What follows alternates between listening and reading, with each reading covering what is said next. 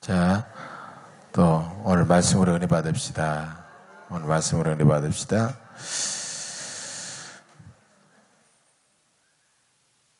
예배의 본질을 회복하는 7번째 시간, 오늘 6번째 요소로 영과 진리에 대해서 함께 은혜를 나누고자 합니다.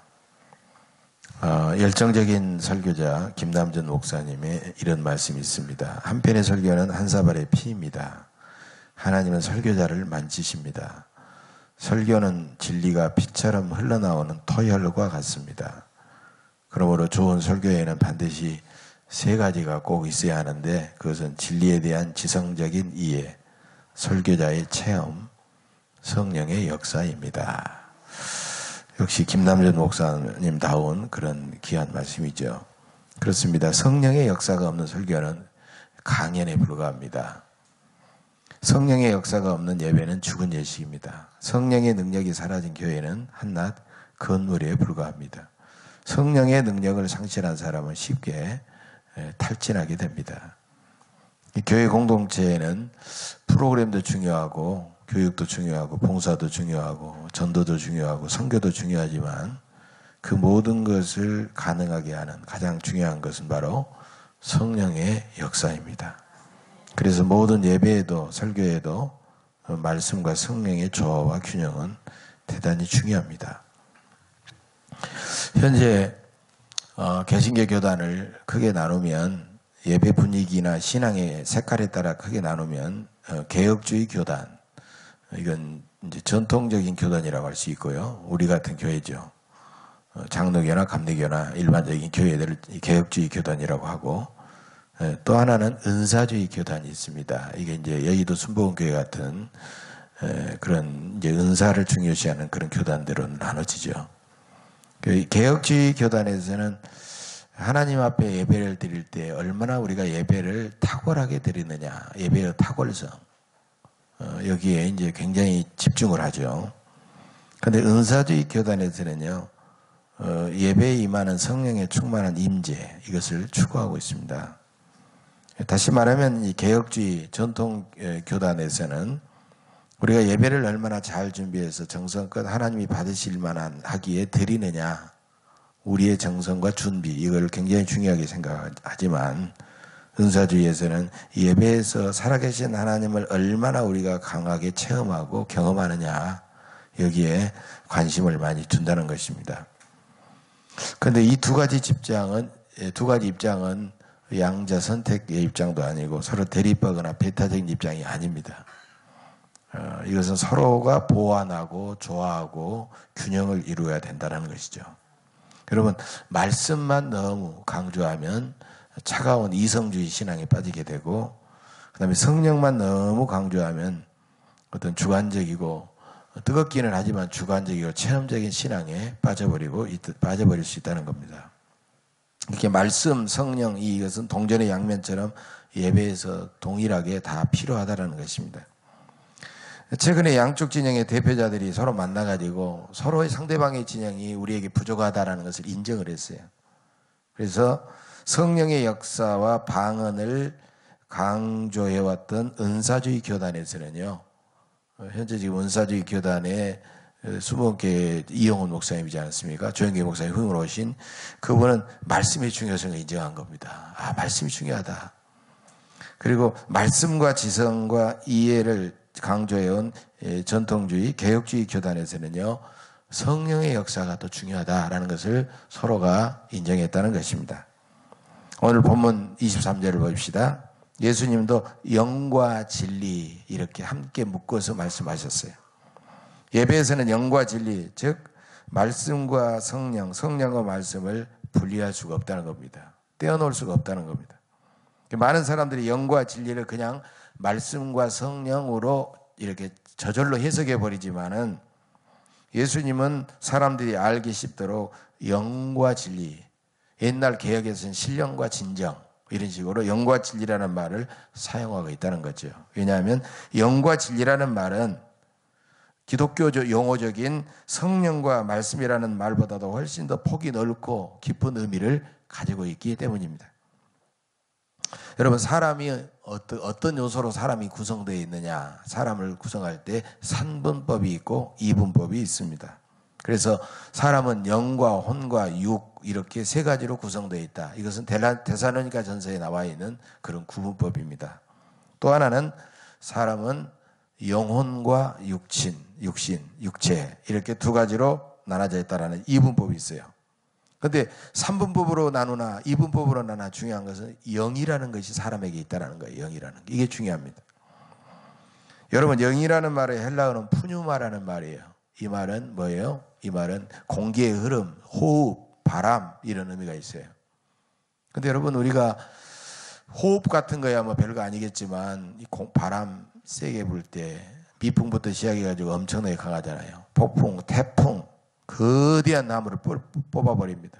또 거대한 빌딩까지도 무너뜨려버리는 엄청난 괴력이 바람 속에 있다는 거죠. 사람들은 눈에 보이는 육신만 귀중하다고 생각해요. 그래서 육신을 위해서 많은 돈과 시간을 투자합니다. 그래서 번듯한 육신, 건강한 육신 이렇게 하지만 실제로는 자기의 영이 자기의 육신을 끌어가는데 자기의 영혼을 잘 관리하지 못하면 여러분, 육신이라고 하는 것은 하루아침에 무너져 버릴 수도 있다는 거예요. 그 재능과 능력을 하루아침에 상실해 버릴 수 있다는 거예요. 여러분, 타이거 우즈 같은 골프 선수 보세요. 세계 1위를 몇 주간 했는데요. 가정을 잘못하고 여자에 빠져가지고 완전히 지금은 거의 뭐 폐인이 되어버렸잖아요. 그러니까 내가 가진 육신의 건강함과 기술과 이런 게 중요한 게 아니라는 거죠. 육신은 영이 육신을 잘 관리하지 못하면 육신은 하루아침에 무너져 버릴 수도 있다는 것입니다. 육신 사람 살리지 못합니다. 사도 바울도 로마서 8장 6절에서 육신의 생각은 사망이요 영의 생각은 생명과 평안이니라 말씀한 바 있어요. 여러분, 육신은 육신이고 영은 영입니다. 육신이 절대로 영을 대신할 수가 없다는 것입니다. 여러분, 하나님의 영이신 성령께서 사람의 영에 이렇게 역사하시면 놀라운 일들이 일어나게 되는 것입니다. 그래서 참된 예배자는 하나님의 성령을 향하여 그 속에 있는 영으로 반응하는 겁니다.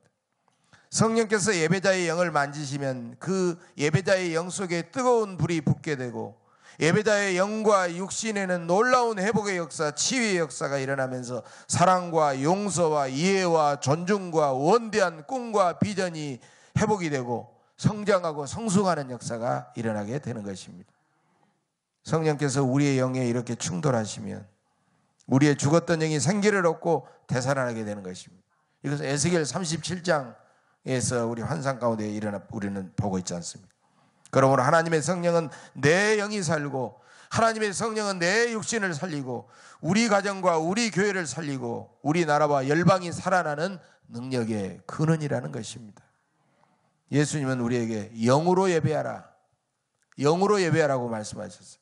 부족하고 연약한 육신만으로는 우리가 하나님 앞에 예배할 수 없다는 겁니다. 영이 우리를 살립니다. 성령께서 잠든 우리의 영에 충돌하시면 우리의 전 존재는 깨어나게 되는 것입니다. 우리가 영으로 예배하면 하나님은 성령으로 우리를 감동감화시켜 주십니다. 성령께서 우리와 소통하는 통로가 바로 우리의 영이라는 거예요. 우리 영이 매개예요. 영이 소통의 채널이에요. 영이. 그게 중요하다는 거예요.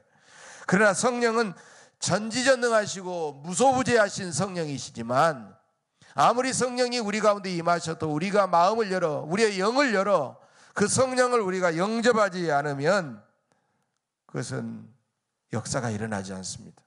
그래서 성도의 몸은 성령을 환영하고 성령을 모실 때 성령이 우리 안에 들어와 계심으로 우리의 몸은 바로 하나님의 성령이 거하시는 성전이 되는 줄로 믿습니다. 성도들의 예배 속에 성령의 역할은 이렇게도 중요하지만 균형과 조화가 필요한 겁니다. 성령을 무시한 예배, 그것은 딱딱한 어떤 예식에 끝나버리고 마는 거예요. 그러나 너무 그냥 성령에만 막 집착하고 말씀과 이해를 무시하고 그렇게 되면은 그 예배는 때로는 너무 무질서하고 난장판이 될 수도 있다는 것입니다. 성도들 속에는 성령께서 주시는 신령한 기쁨과 감동과 말씀의 계시가 있습니다. 성도들이 예배에서 적극적으로 반응할 때 놀라운 역사가 일어나게 되는 것입니다. 20세기 초에 일어났던 영국의 웨일스 부흥운동이 있습니다. 그 영국의 웨일스 운동을 통하여 부흥운동이 미국으로 건너갔고, 미국에서 선교사들이 막 수많은 사람들이 결단하고 한국으로 선교하러 오는 그런 시기가 있었죠.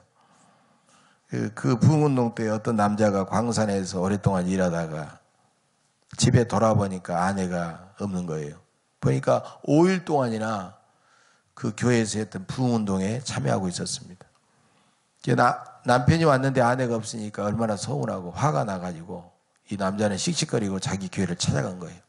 그랬더니 그 교회 안에 사람들이 미어 터질 정도로 모여가지고 다 기도하면서 막 사람들이 은혜를 받고 있었습니다. 그래서 이 남자는 자기 아내를 찾으려고 사람들을 뚫고 교회 앞자리까지 막 가게 됐어요. 조금 있었는데 그 남자도 교회 맨 앞에서 손을 들고 뜨겁게 하나님 앞에 기도하고 있더랍니다. 여러분, 이것이 성령의 은혜에 잠긴 사람들의 변화된 놀라운 모습입니다. 그 성령이 너무 강력하게 역사하니까 그 사람이 그 안에 들어가서 씩씩거리고 분노하고 들어갔는데 그도 녹아져가지고 성령의 불에 붙들려가지고 변화되어 버린 것입니다. 여러분, 성령은 하나님의 영이시기 때문에 성령께서 예배를 지배하시더라도 하나님의 뜻을 거슬러 무질서하게 역사가 일어나지 않아요. 왜냐하면 성령은 자신을 드러내지 않습니다. 성령은 항상 예수님을 드러내고 성령은 예배하는 자들로 하나님께 영광을 돌리게 하신다는 겁니다. 근데 문제는 우리는 너무 내 지성과 내 감정과 내 의지를 우리는 성령보다 더 앞세우고 있다는 거예요. 그러니까 성령께서 나를 지배하고 나를 통해 역사하실 그럴 일이 일어나지를 않는 것입니다. 그런데 우리는 여러분, 성령주의와 성령 충만은 전혀 다르다는 것입니다. 여러분, 성령주의는 성부 하나님과 예수님을 제쳐놓고 나는 성령만을 너무 아주 추구하고 성령에만 몰입되어 있는 그런 상황을 성령주의다라고 말하는 거예요. 성령께서는 직접 예배를 받지 않고 성도들이 온전한 예배를 드리게 하심으로 예수님께 집중하게 하고 하나님께 영광을 돌리게 하신다는 거예요. 그러므로 예배 사역은 성령의 사역입니다. 성령의 역사를 무시하는 예배는 저 이방인의 예배와도 같다는 것입니다. 그런데도 이렇게 중요한 성령을 무시하는 성도들이 너무 많습니다. 주일 예배뿐만 아니라 엿새 동안의 삶의 현장에서도 성령의 역사는 대단히 중요한 것입니다. 여러분, 찬양을 부르면서 내 영의 뜨거운 감동과 전율을 느껴보신 적이 있습니까? 설교를 들으면서 하나님 앞에 회개가 나오고 내 마음속에 막 기쁨이 생기고 용기가 생기고 감동하신 적이 있습니까? 내가 마음에 상처가 있고 아픔이 있는데 내 상처를 어루만져 주시는 성령의 따스함을 여러분 경험하신 적이 있습니까? 성령은 우리의 부족함과 연약함과 추함 속에 역사하십니다. 성령은 모든 제약과 열등감에서 우리를 온전히 붙들어 우리를 자유롭게 하십니다. 그렇다면 우리의 의의와 능력보다는 우리의 믿음이 중요하고 하나님 앞에 내 삶의 전부를 바치는 헌신이 중요한 줄로 믿습니다. 여러분, 성령은 예배 중에 무엇을 하실까요? 성령은 첫째로 성도들과 함께 하십니다. 예수님은 두세 사람이 내 이름으로 모인 곳에 나도 그들 중에 있겠다고 말씀하셨습니다. 그러므로 우리가 주님의 이름으로 모였으니 이곳에 주님의 영 성령이 우리와 함께 계신 줄로 믿습니다. 두 번째는 성령은 우리를 가르쳐 주십니다. 요한복음 14장 26절입니다. 보혜사 곧 아버지께서 내 이름으로 보내실 성령, 그가 너희에게 모든 것을 가르치시고 내가 너희에게 말한 것을 다 생각나게 하시리라. 우리의 첫 번째 보혜자는 예수님이지만 예수님이 우리에게 성령을 보내시면 성령은 우리를 예수님을 생각나게 하고 예수님의 말씀이 깨달아질 줄로 믿습니다. 성령은 보혜사는 우리의 상담자요 위로자이십니다. 성령은 예배 중에 우리를 온전히 상담해 주시고 우리를 위로해 주신 줄로 믿습니다. 세 번째로 성령은 하나님의 말씀을 깨닫게 해 주십니다.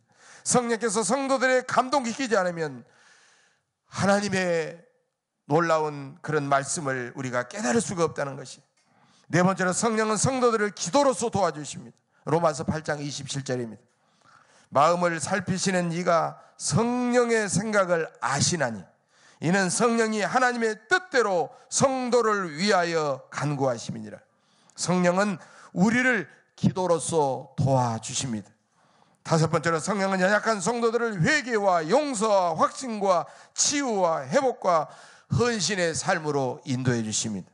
그러므로 우리가 상한 심령으로 은혜의 보좌 앞에 담대히 나가서 자신을 있는 모습 이대로 부족함과 연약한 모습으로 철저히 하나님 앞에 설 때 하나님은 우리를 긍휼히 여기사 회개와 치유와 회복과 헌신의 삶으로 인도해 주실 줄로 믿습니다.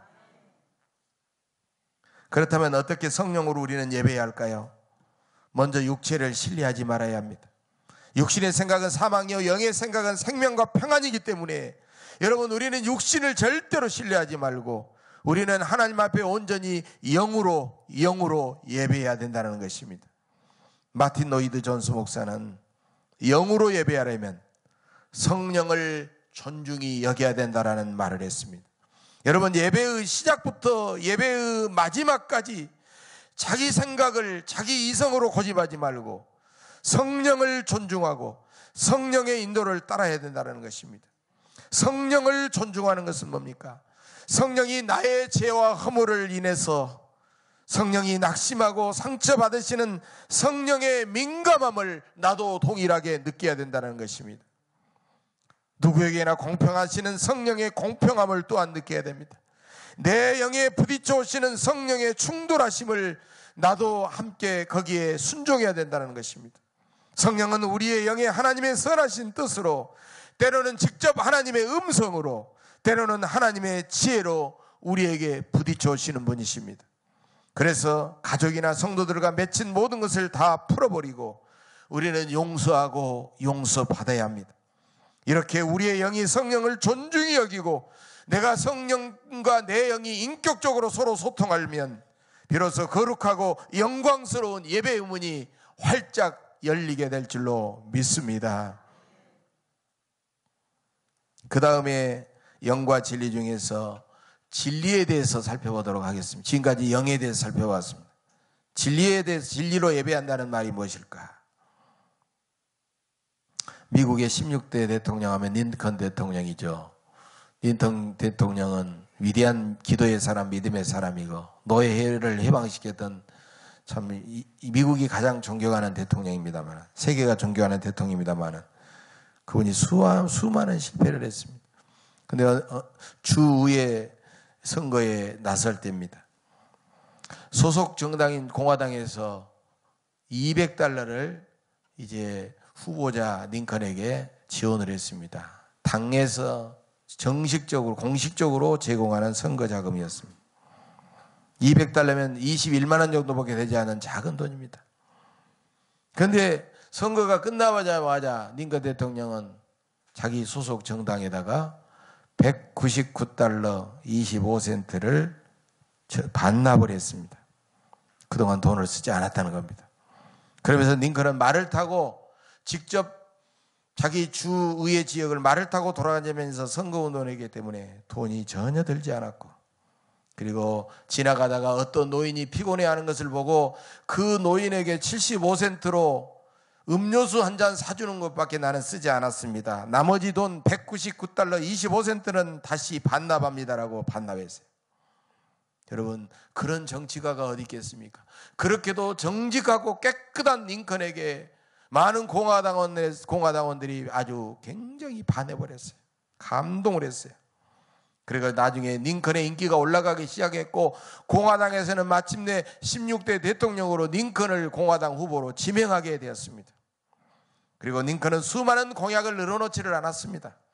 나는 하나님의 뜻에 따라 정직하고 진실하게 이 나라를 다스리겠습니다라고 그렇게 말을 했습니다. 링컨의 최고의 재산과 공약은 바로 정직이었다는 것입니다. 시편 11편 7절입니다. 여호와는 의로우사 의로운 일을 좋아하시나니 정직한 자는 그의 얼굴을 배우리로다. 정직은 하나님의 성품이기 때문에 하나님은 정직한 자를 가장 사랑하십니다.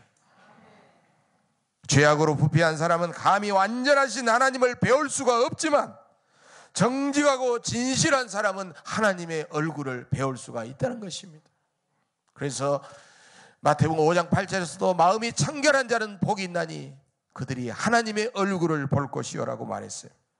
여러분, 정직과 진실의 최고의 수준은 뭐겠어요? 그것은 바로 진리라는 것입니다. 진리로 예배하는 사람은 정직해야 되는 것입니다. 하나님은 그 중심을 환히 영으로 꿰뚫어 보시기 때문입니다. 예배자는 진실하고 정직한 모습 그대로 하나님 앞에 나가야 됩니다. 자기의 외적인 인간의 의로움과 외형적인 것으로 자기를 가식적으로 꾸밀 필요가 없는 것입니다. 여러분, 정직하면 어떤 일을 당해도 두렵지가 않습니다. 정직한 다윗은 억울한 박해와 고난을 수없이 당하면서도 인간이기 때문에 자기의 감정을 속이지 않고 하나님께 불평하며 때로는 따지기도 했습니다. 그러나 그럴 때마다 하나님은 그런 다윗에게 믿음과 담력과 평안과 온갖 것을 허락해 주셨습니다. 정직하면 두렵지가 않습니다. 성도가 하나님과 소통하는 예배에서 성도 편에서는 진리라면, 성도 편에서 우리가 하나님 앞에 보여줄 수 있는 것이 진실이고 정직이고 진리라면, 하나님 편에서 우리에게 주신 것은 말씀이라는 거예요. 성도가 진실한 마음으로 나아가면 하나님은 말씀으로 우리에게 계시해 주십니다. 하나님께서 말씀으로 계시하시는 통로가, 매개가 바로 설교인 것입니다. 설교자의 사명은 구약의 예언자와 비슷하지만 설교할 권한은 신학 전문 교육과 훈련을 받은 목사에게만 주어졌습니다. 그래서 설교는 설교자 혼자만의 행위가 결코 아닙니다. 하나님은 교육과 영감을 받은 설교자를 통하여 말씀하시기 때문입니다.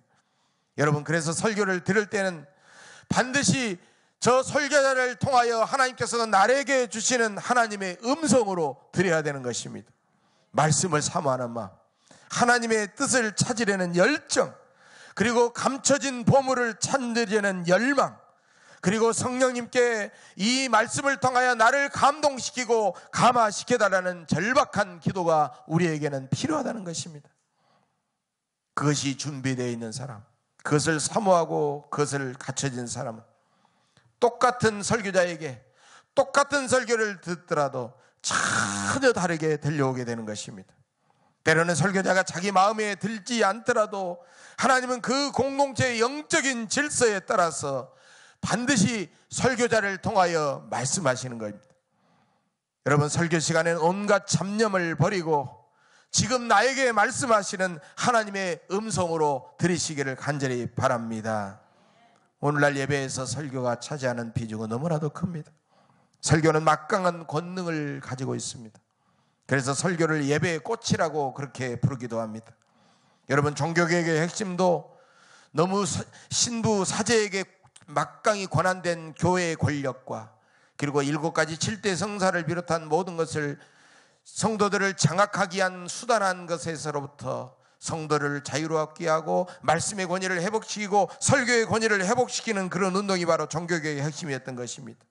그러나 어디까지 설교도 하나님 앞에 드리는 예배행위 하나라고 하는 것입니다. 설교자는 성도를 하나님 앞에 세우는 역할을 하는 사람입니다. 설교자도 자기 자신이 먼저 하나님 앞에 예배자라는 그런 생각을 잊어버리게 되면 그 설교는 자기 주장을 늘어놓고 자기 감정을 토로하고 사람들에게 윤리적이고 도덕적인 훈계로 그 설교는 끝나버리고 마는 것입니다.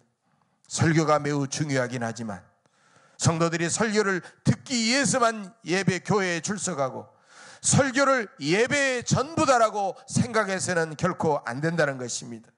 또한 설교를 듣는 그 행위 자체보다도 설교를 듣는 그 행위 자체보다도 설교를 들을 수 있는 열린 귀를 준비하는 것이 가장 더 중요하다는 것입니다. 들어야 할 귀가 닫혀 있으면 성령의 감동으로 선포된 강력한 진리의 말씀은 대지 앞에 던져진 진주와 같이 되고 말 것입니다. 하나님의 말씀을 듣는 정도만큼 하나님 앞에 예배할 수 있기 때문입니다. 그래서 예수님께서도 들을 귀 있는 자는 들으라고 말씀하셨고 요한계시록 3장에서도 소아시아 7개의 교회에게 말씀하시면서 귀 있는 자는 성령이 교회들에게 하시는 말씀을 들을지어다라고 말씀하셨습니다. 사람들은 하나님을 자기 소원을 들어주실 도깨비 망망이 어떤 자동 판매기 정도로 그렇게 여기기도 하지만 여러분, 설교 시간마다 들을 귀를 열어 하나님의 음성을 먼저 겸손히 들으시기를 간절히 바랍니다. 영의 귀가 활짝 열리면 여러분 사모하는 그 심령 속에 폭포도 같은 말씀의 은혜가 쏟아질 줄로 믿습니다. 지금 하나님께 예배하는 자신의 모습을 살펴보시기를 바랍니다.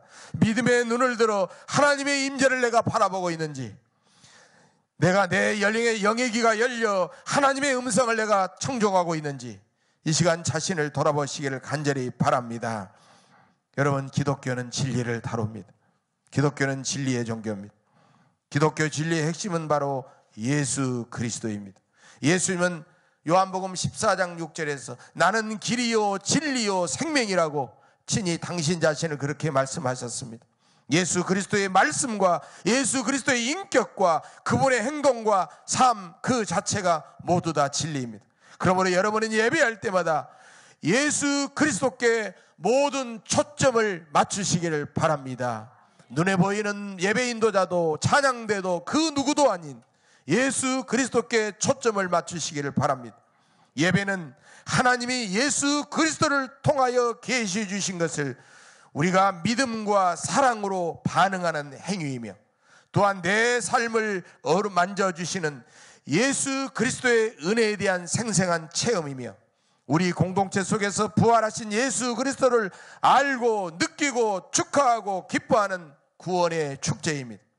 그러므로 예배는 우리의 구원을 기뻐하고 감사하는 축제이기 때문에 여러분, 예배가 절대로 따분하거나 예배가 절대로 지루해서는 안 될 것입니다. 우리 자신이 그렇게 느껴서도 안 되고 그렇게 예배를 인도해서도 아니 될 것입니다. 나는 예수님 안에, 예수님은 내 안에 계십니다. 여러분, 어디를 가도 어디를 보아도 어디를 가도 예수님을 보고 예수님을 느껴야 합니다. 예수님으로 우리는 푹 잠겨야 합니다. 예수님만 기대하고 예수님만 예배하고 예수님만 기도하고 예수님께 찬양하고 우리는 예수님께 중독되고 예수님께 푹 잠겨야 될 줄로 믿습니다. 예수님이 내 안에서 살아 숨쉬도록 해야 됩니다. 내가 내 삶을 사는 것이 아니라 내가 내 삶 속에 예수님이 살아가도록 그렇게 자리를 내어드려야 됩니다. 바로 이것이 성령의 사역입니다. 성령의 모든 사역은 예수님을 온전히 드러내는 일이기 때문입니다. 이것이 예배의 본질이요, 예수님이, 하나님이 찾으시는 예배자의 모습인 것입니다. 영과 진리로 드리는 예배는 성령과 말씀으로 드리는 예배입니다. 예배에서 실제로 역사하시는 성령과 예배의 유일한 대상이신 예수 그리스도와 그분의 말씀이야말로 하나님께서 기뻐하시는 예배의 완벽한 조화와 균형을 이루는 열쇠입니다. 이제부터 여러분의 영을 성령의 충만함으로 가득가득 채우시고 정직과 진실함으로 예배로서, 참된 진리로서 예배하는 진정한 예배자가 되시기를 주의 이름으로 간절히 축복합니다. 기도하겠습니다. 거룩하신 하나님, 우리가 온전히 영과 진리로 예배하게 하옵소서. 내 안에서 성령을 소멸치 말고 예언을 멸시치 말게 하옵소서. 성령께서 우리의 영의 기쁨과 감사와 평강으로 충만하게 하옵소서. 정직과 진실의 말씀을 우리 안에 가득 채워서 범사에 늘 주의 뜻에 순종하게 하옵소서. 그리하여 우리가 예수로 죽고 예수로 온전히 살아나게 하옵소서. 나를 통하여 예수님의 생명과 사랑의 향기가 세상에서 진동하게 하옵소서. 우리 예배를 받으실 예수님의 이름으로 간절히 기도하옵나이다. 아멘.